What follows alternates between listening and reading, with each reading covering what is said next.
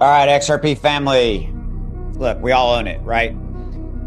We could be hurt in less than 10 hours. I think it's a short term hurt scenario, but you need to be aware of this. And no, I am not trying to spread fear, uncertainty, and doubt. So don't drop any comments about that. I am simply treating you as an adult, if you will, because you are, and telling you what's going to happen. You need to know this. And that's my job. My job is to keep you informed. My job is to keep you updated so you can go about your life, do everything else that's more important to you. This is why I'm here to help you. So please, if you haven't already done so, hit that like and that subscribe, bell notification on so that you know when I produce new content for you. So what do I have for you? Look, I think that within less than 10 hours, we could see a very possible big red catalyst event play out. Okay. And I need to explain that to you. So right now we got XRP, it's up 0.14. The overall crypto market is down 0.2. Nothing playing out right this second. Everybody is waiting. Everybody is waiting to see what is going to happen. And that is the US-Iran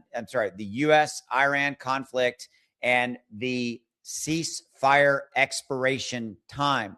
We have been under a 2-week ceasefire between the US and Iran having to do with their conflict. It has been a very tumultuous 2 weeks. It has been daily back and forth. One side claiming the other side broke the ceasefire, one side claiming the other did, so forth and so on. The talks are very shaky. Right now, there is supposed to be a meeting happening between the U.S. and Iran delegates, including, in fact, J.D. Vance is supposed to be over there, and he has not left yet. From what I have heard, he has literally not gotten on a plane to go to Pakistan, okay? Because here's the expiration time. Here's why the title of the video said 10 hours or less, depending upon when you're watching this. Okay, so the ceasefire, the truce, covers operations in West Asia and Strait of Hormuz. It is set to expire on Wednesday, April 22nd, around 000 GMT time. But here's the key.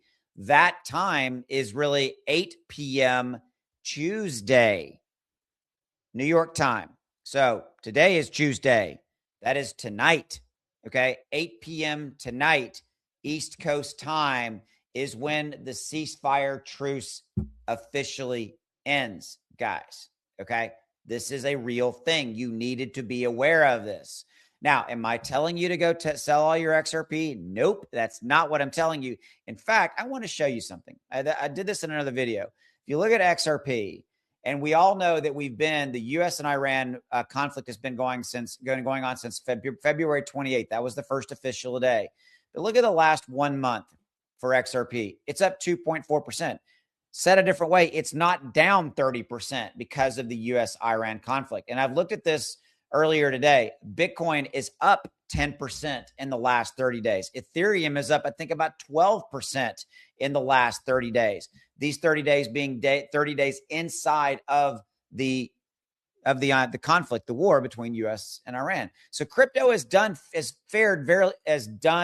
and survived decently in this period. By the way, we're at a 54 on the Fear and Greed Index, which quite frankly surprises me a little bit because of the kind of perception of what's going on and all this. But again, if you dig a little deeper and you go, well, Bitcoin's up 10% in the last 30 days, Ethereum's up, it's not as bad as it kind of feels on a day-to-day. But look, tonight, 8 p.m. Eastern. So depending upon where you're at in the world or in the United States, you need to know and kind of tune in for what's going on.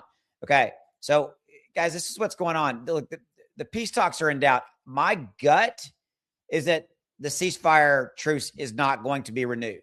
My gut is that we're going to go back into military operations. We're going to go back into day-to-day, back and forth of where the headlines in the news are negatively dragging down the stock market. In fact, if we look at that, let's see, stock market is down 110, the Dow, the Nasdaq's down 64, but kind of like, so underneath all of that is everybody waiting on the deadline.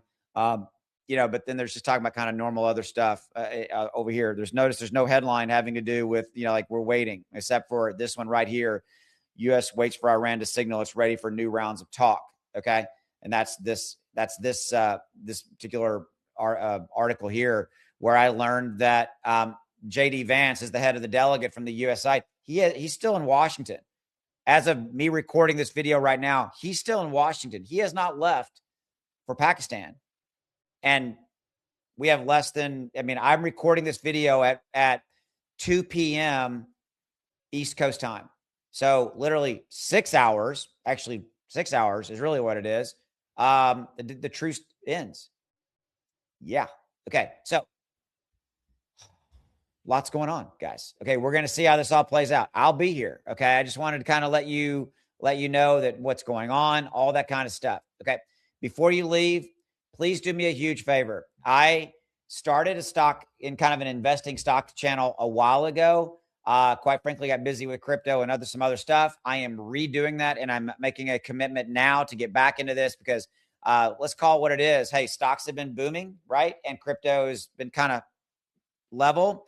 So if you want good videos over there where I'm going to be pointing out AI stocks to invest in or just a lot of really cool content, this is the first video I just launched today. And this one's cool. It's 2 AI stocks that are crushing NVIDIA and Palantir in 26. Get in now before the ride's over. And I give you the name of the stocks. I tell you what they are. These are 2 stocks that are up in the last, from year to date, like 59 and 77% respectively. And in the last year, they're up like over 400 or 500%.